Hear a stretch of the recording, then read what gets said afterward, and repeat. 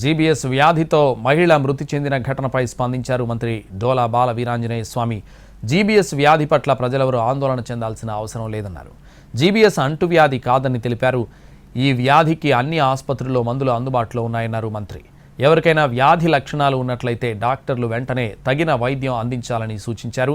దీనిపై ఇప్పటికే ముఖ్యమంత్రి చంద్రబాబు సమీక్ష చేశారని తెలిపారు. సిండ్రోమ్ లక్షణాలు ఏమైనా ఉన్నట్లయితే ప్రత్యేకంగా గమనించి తగిన వైద్యం అందించే విధంగా మీరు సహకరించండి. ప్రభుత్వం, ముఖ్యమంత్రి, అదేవిధంగా వైద్య ఆరోగ్య శాఖ మంత్రి కూడా వీటి మీద సమీక్ష చేసుకున్నారు. ఈ వ్యాధికి అవసరమైనటువంటి ఇమ్యునోగ్లోబులిన్స్ కూడా ప్రభుత్వ ఆసుపత్రుల్లో అందుబాటులో పెట్టారు.